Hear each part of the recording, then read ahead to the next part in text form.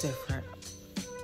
Today, I have the pleasure of meeting with a bunch of fellow women that's in need, and in need of a savior, to be quite honest, including myself.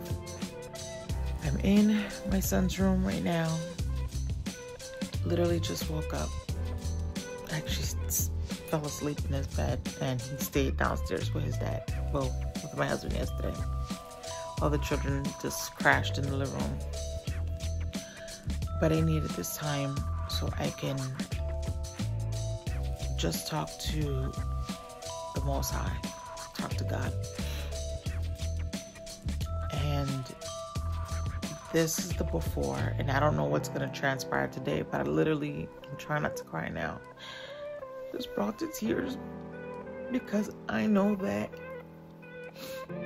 there's a lot that I deal with, and that I look strong, and I feel like that sometimes that you tell yourself that, and you just hear that so much, like, oh, you're strong, you got this, you're strong, you got this. But sometimes I don't feel like I have it. The one thing that I asked today is that when me and these ladies meet, that we're able to sharpen each other, because iron sharpens iron, that we're able to uplift each other, that no matter what we're going through, that we know that there is a source higher than us that has our back. But it's okay to meet and gather and just show support. And the purpose of this, when it came to my mind about a month ago, was that, you know, we come from different walks of life. Like the ladies that I'm gathering with today are of different backgrounds, ethnicities. But one thing we have in common is that we all have struggles, to be honest. So I pray earnestly that we find some spiritual healing today, that is not just a band-aid, but that our wounds get attended to, and that moving forward we have more gatherings like this, and that I hope that this is successful, and that this just elevates not only myself, but everyone that I'm surrounded by. I hope that I can be set apart, and that bring glory to the Most High's name. And at the end of the day, we honor your name, Father. And that these ladies turn to you just like I turn to you. It's so difficult because, like, as I'm writing, like literally writing stuff out, I'm unpacking a lot of my childhood trauma and trauma that's happened in my life. And I'm like, dang, you know, I'm strong. There goes that saying. But it's a lot. And our culture, especially like Latinos and from, you know, even like so-called Black, is that you're strong. Sweep it under the rug. You keep going. You keep going. And man, that's not healthy. It's not healthy. And a lot of us really can't afford therapy. We're not even used to the, like, to be honest, we grew up thinking that therapy is for crazy people, you know, and it's not. I know that now, but we've already been indoctrinated with that thought. So I felt like this is a safe way, a healthy space for all of us just to talk and get it out, and hopefully inspire others to do the same. We'll see how it goes. Thank you.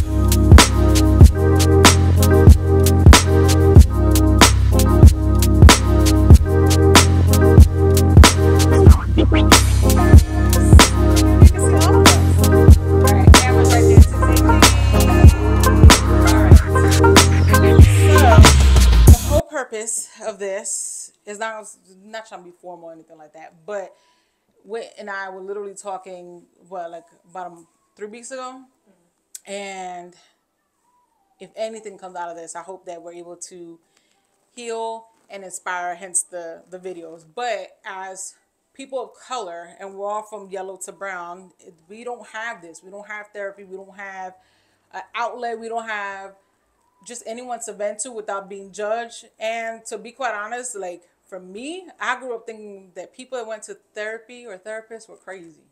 Right.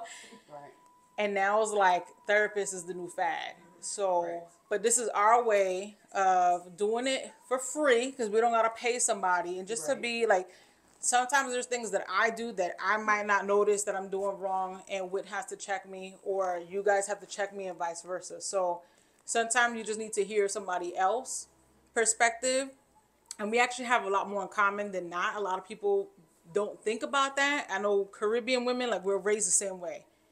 You stick it under the rug, you sweep it, or how Janie used to say, stick it in your back pocket. Take those, hurt feelings. And you write them on a piece of paper, and then you shove them into your back pocket. One day you're going to go through your pockets and you're going to toss it in the trash because you're going to forget all. But that's not healthy. Like, we're taught to sweep it under the rug. That's not solving the problem. The problem's still there. So hopefully we get to have fun. We have a little clink, clink, clink, and just talk. Hopefully there's a lot of lessons from this, and maybe we can continue to do this later on with more people. Who knows? But I'm just hoping that it helps somebody. And sometimes it's just nice for me to get out of the house because I'm always literally either working or home, and that's one of my vices. So Steph's going to start with the icebreaker game. All right. So, so I usually do a lot of parties and things like that. And one way to bring people together, obviously we know each other, but this is our first time meeting Ashley, right? Yeah. Yeah. So, one way to break the ice is a game called Two Truths, One Lie. So obviously I'm going to say something that really is going to be hard for me because you guys kind of know me. Right. You already know me, but you know. So I'm going to I'll go first. I'm going to do 2 truths, 1 lie, and the game is to, 1, get to know exactly a little bit of who I am. 2, see what y'all think about me. What's the lie? So I'll start off.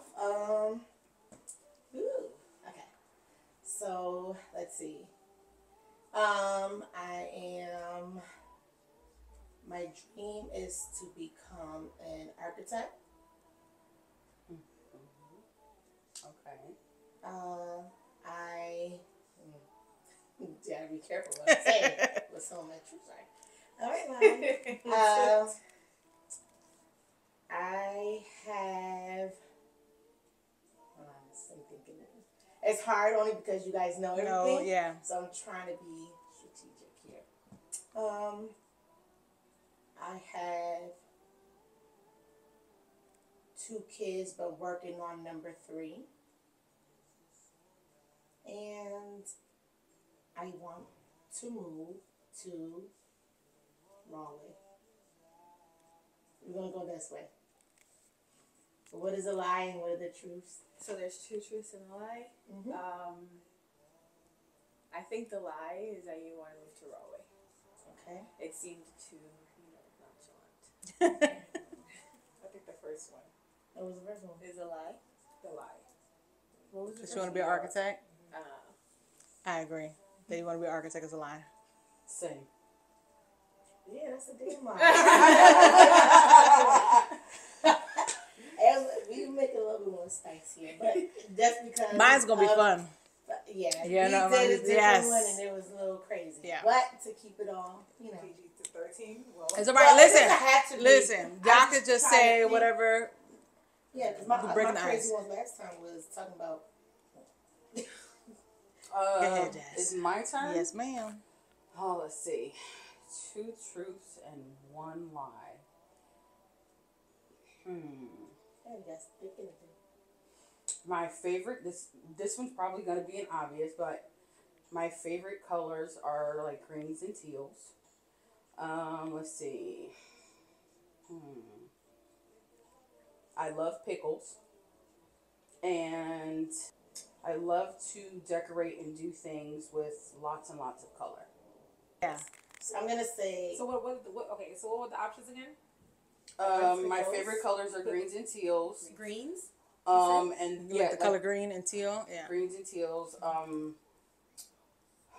What did I say? See, now y'all made like me forget. pickles. You said you like pickles. I love pickles And you like to decorate with lots of colors.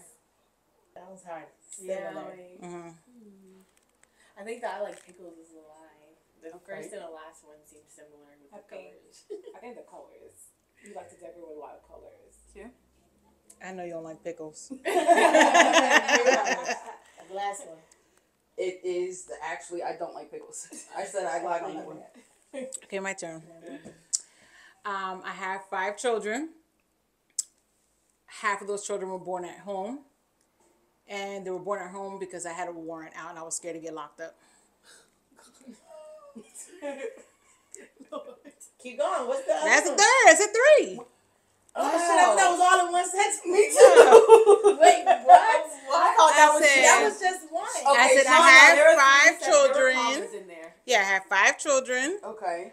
Half of those children were born at home. The first 2 are the truth. And they were I born at thought that home because all I in was one scared. sentence.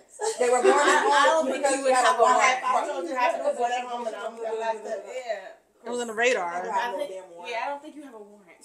Wow. I don't know. Wow. I had warrants before, but not that time. That's what I said. I'm gonna say I already know it won't that time. Yeah. Okay, your turn.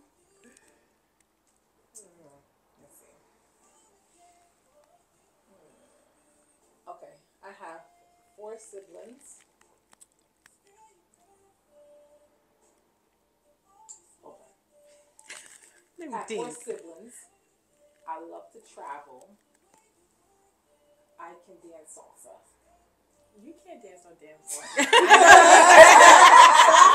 Because that guy, he was trying to teach you the other day, like, you did salsa. She was like, wait, which one is it? I know what to You said that so confident. Yeah. I knew that only because the other day, the guy was trying to teach you some salsa. He was like, you know how to dance salsa. And she teach that. He was trying to get Really? Mm-hmm. Because you know I could do.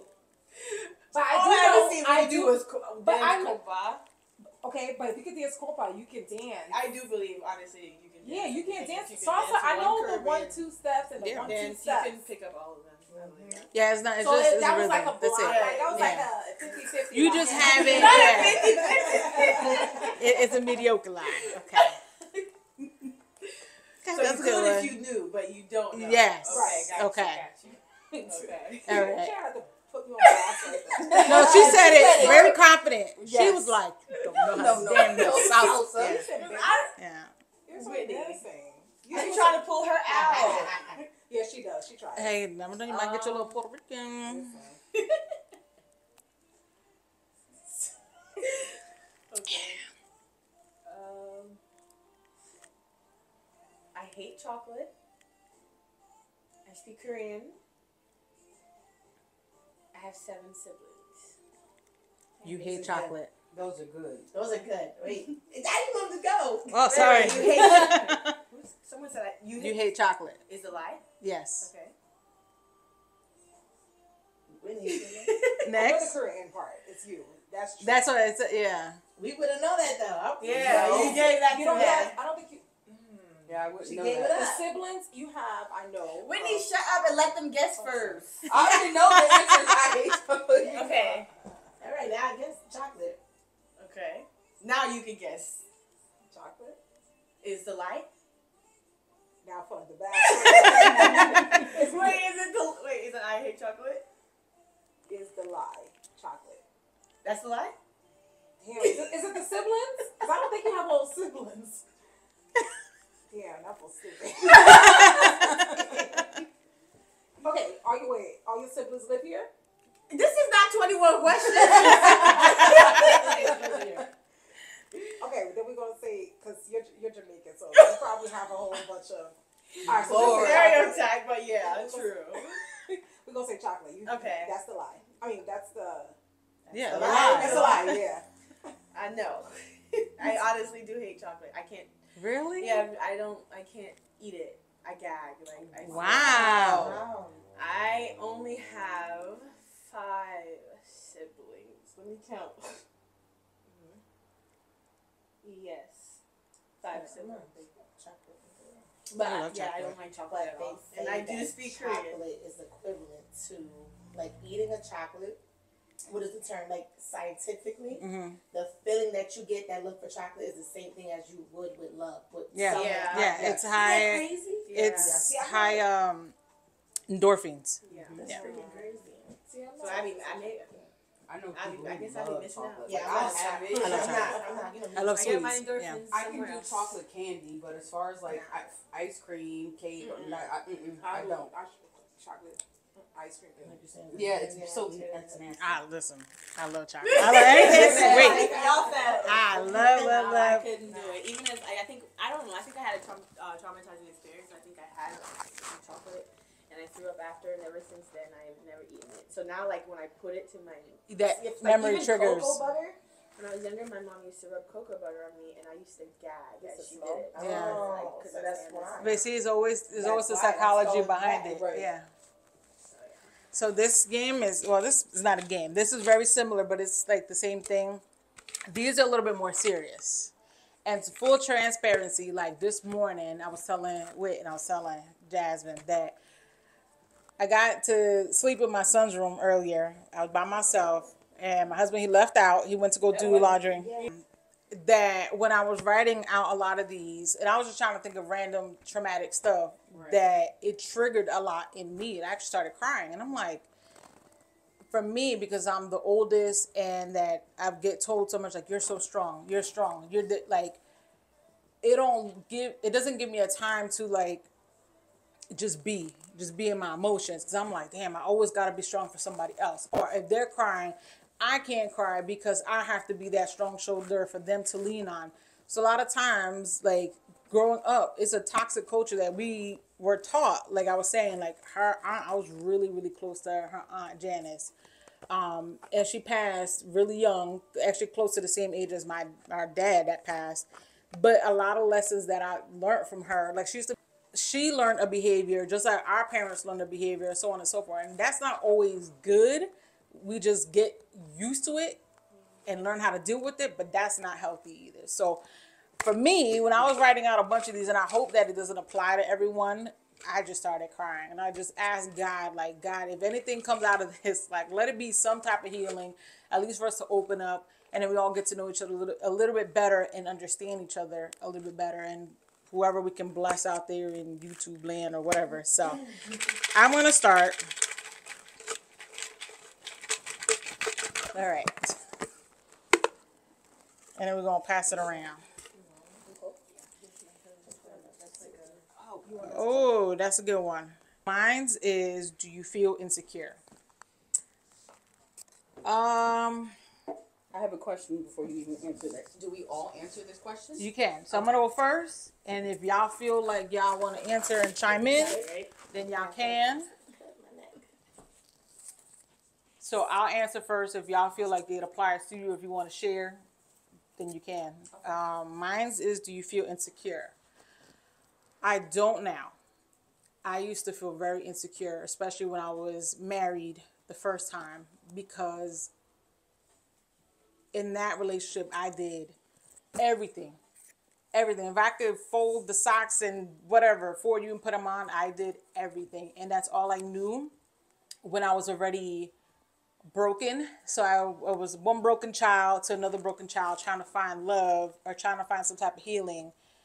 And the person that I was depending on continuously cheated on me. That made me feel insecure, because I'm like, damn, what am I doing? I thought I was doing everything right. I was working, I was doing this, I was doing that. It took time and healing, and to be honest, like who I'm with now, to realize that no, like there's nothing wrong with me. Of course I can change, I can grow, I can adapt, but I'm filled now with at least God. Like God secures me. So can I get better in a lot of things? Of course. But yeah, that made me feel so insecure, because I'm like, damn, am I ugly? Like, and then what made it worse is, not to be like petty, but back then I was, a little hot young mama. But the girls that he was cheating on me with, they were like so ugly. And I'm like, damn, you cheated down. Like I would understand if you cheated up. Then I'll feel like, okay, well maybe she was bad. You got. I'm like, what is wrong with me that you're cheating with the troll? Anyways, that's me. Who? Anyone else wants to? Do you feel insecure? I could say I used to. I used to feel more insecure,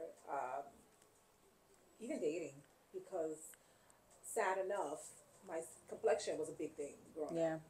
Yeah. That was a big thing. You know, just even feeling beautiful. Just you're pretty for a dark skinned girl. That was a big thing. That's crazy for someone to say something like that to you. But that's the it is. culture. That's Yeah. the society that. Yeah. So that was my biggest thing. Now I'm trying to. I don't even think about these negative things because at the end of the day, people are going to think of what they want to think of, right?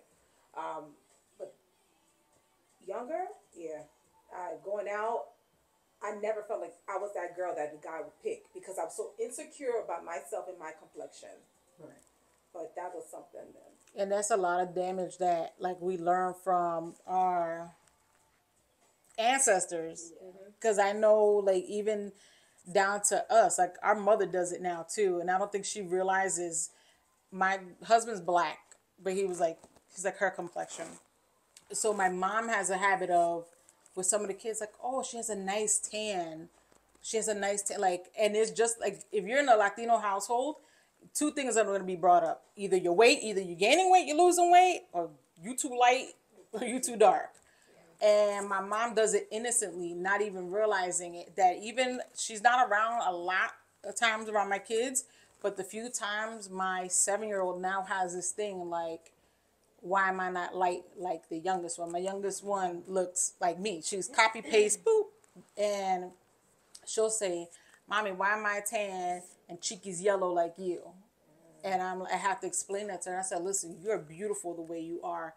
And it's crazy because my kids are homeschooled. They're not even out in society, and she's already asking certain questions like that. So sometimes in our culture, like you really don't realize what you say can really cause damaging My effects. daughter went through that too. She is my husband is his family dark brown, and of course I'm light skinned. And my mom used to go through that. She used to cry. I hate my skin color. Remember that? Yeah. My mom went through that for a long time. Why don't Is she look like homeschooled? you? No. So she goes to how old is she? Now she just turned 16. Oh, period. wow. But she's okay now. Yeah. She feeling herself now. Yeah. But before like yeah. on my husband's side, they're Puerto Rican. They're like majority of them are on the brown. Right? They're more brown. There's like a few that are light skinned. So from my side, we're on the lighter spectrum. So she's around my side more, and then she was like, "Why my cousins don't look like me?" This was like 5 years old. She was saying this. So that she's better now as far as that. But I never went through that. Right. Right? We never went through that. Right. So like the first time, I'm like, okay, my daughter's brown skin. It's the first time we're dealing with something like that.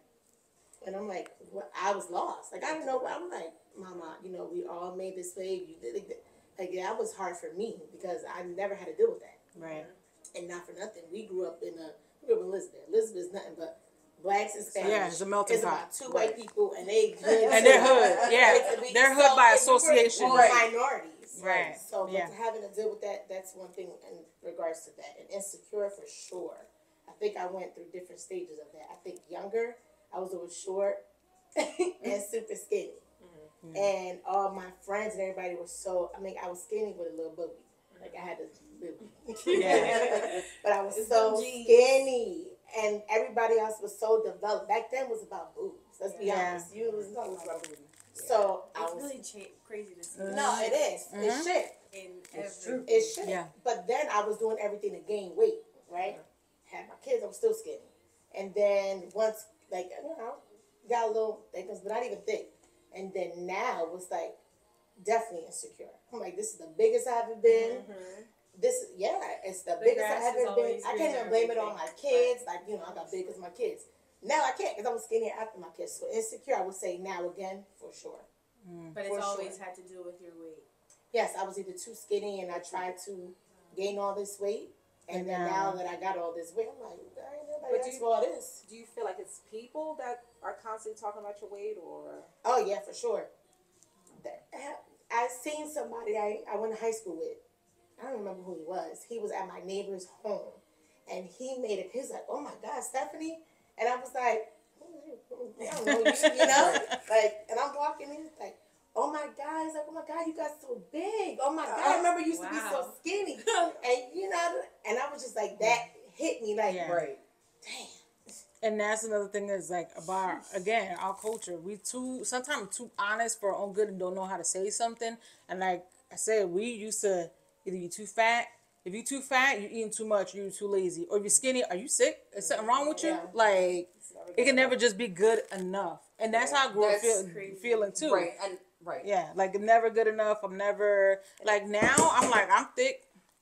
Right. Listen, am I insecure about certain things in my body that I would like to change? Yeah, but you know what? I have to tell myself, this body housed 5 babies. Like, this body's getting up and doing this and doing that and trying to do this.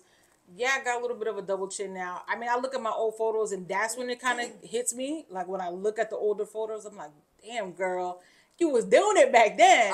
And it was crazy because back then, we were complaining. Yo, we were like, that's the whole thing. Yeah. You're never satisfied. Yeah. I just had this argument. I had a legit argument with Jennifer, my sister, because we were going through my daughter's videos of her party and stuff, and the first thing that came out her mouth was, "I hate this picture. I hate this picture. I look so big. I had a whole argument with her, and Roberta was there, her husband, and I was sitting there like, "Can you stop doing that?"